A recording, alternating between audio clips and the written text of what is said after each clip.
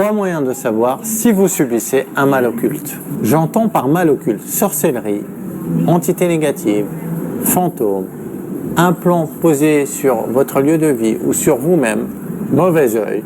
Dans cette vidéo, je développe tout ça, mais aussi des moyens plus fiables de vérifier, de se soigner et surtout de vous protéger pour les aider à changer par eux-mêmes parce que la solution est toujours en vous.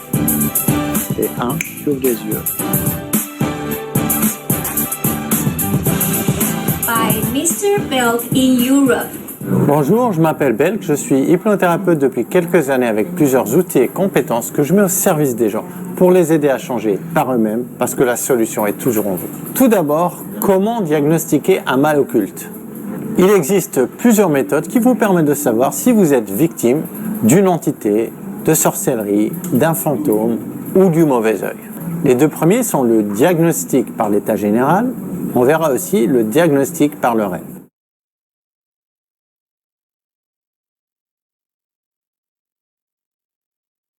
Il faut analyser plusieurs points importants reliés à votre vie qui sont les maladies bizarres sans aucune origine explicable.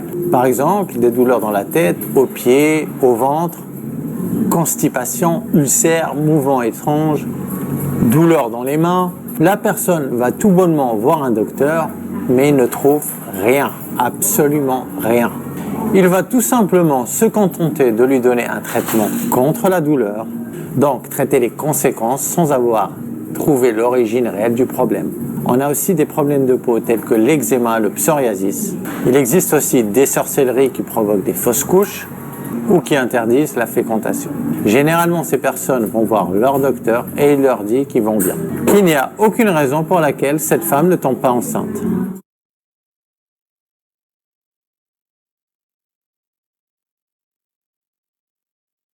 Les problèmes psychologiques soudains. La sorcellerie ou le mauvais œil peuvent être à l'origine d'un changement soudain de comportement de la personne. Parmi les symptômes, on va trouver l'agressivité et l'énervement rapide. L'oubli exagéré, la peur, l'angoisse sans raison valable.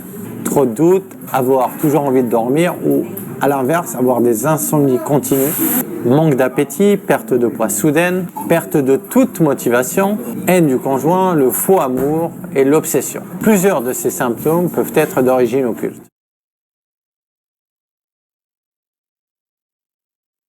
Les signes sensationnels. Généralement, la plupart des gens qui souffrent d'un problème occulte ressentent des présences. Des fois, il leur arrive qu'ils se sentent emprisonnés ou étranglés dans leur lit.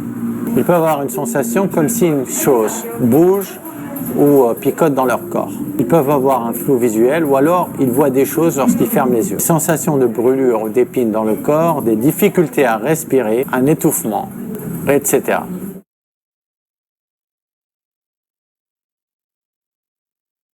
La sorcellerie est basée sur l'intention et les symboles. Généralement, les sorciers ou la personne qui va consulter un sorcier ont besoin d'un objet de la victime pour l'atteindre. Parmi les choses couramment utilisées par les sorciers, on trouve les photos, les empreintes de pas, les cheveux, un habit, puis ils vont lire une incantation. Des fois, ils créent des nœuds en soufflant dessus. Il arrive aussi qu'on trouve une sorcellerie à base de cadenas, ce qui symbolise le blocage dans la vie. Ou une poupée vaudou avec des épines pour torturer une personne et lui rendre la vie difficile. Ensuite, le sorcier va placer la sorcellerie dans un endroit particulier. Cela dépend de la sorcellerie et de la mission.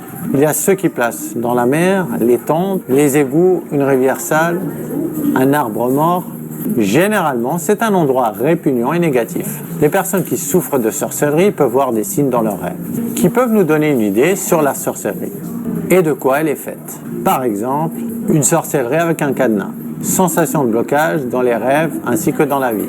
Vous voyez se sentir comme si on était emprisonné.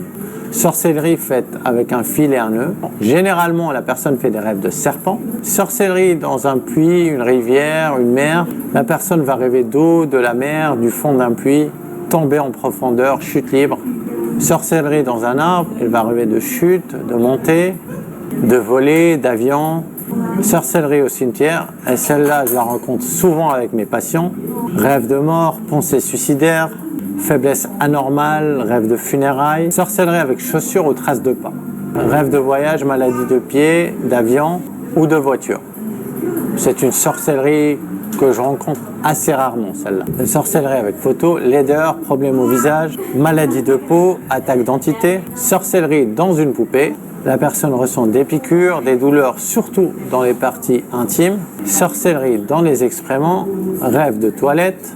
La personne voit des excréments dans les rêves, sorcellerie faite avec le sang, la personne rêve de sang, rêve de sacrifice, elle a des maladies dans le sang, sorcellerie dans la tête d'un âne, c'est la plus originale selon moi, rêve d'animaux, c'est pour la rendre stupide, l'empêcher de comprendre, l'empêcher de raisonner. Je vous ai aussi parlé d'un troisième moyen pour vérifier si on a un mal occulte. Ce troisième moyen sert aussi à soigner et à protéger la personne par la suite. Je pense aussi que c'est de loin la méthode la plus efficace. Il s'agit de faire une séance d'hypnose ésotérique et je vous envoie vers une vidéo où j'explique tout cela en détail. Je vous ai mis un lien en bas dans la description. J'explique en détail de quoi il s'agit. J'explique aussi comment on soigne la personne, mais aussi comment se protéger par la suite. Si vous souhaitez recevoir du contenu de ce genre, je vous invite à vous abonner à la chaîne ou à la page afin de ne plus rater aucune vidéo. Je vous remercie d'avoir visionné cette vidéo. Quant à moi, je vous dis à la semaine prochaine.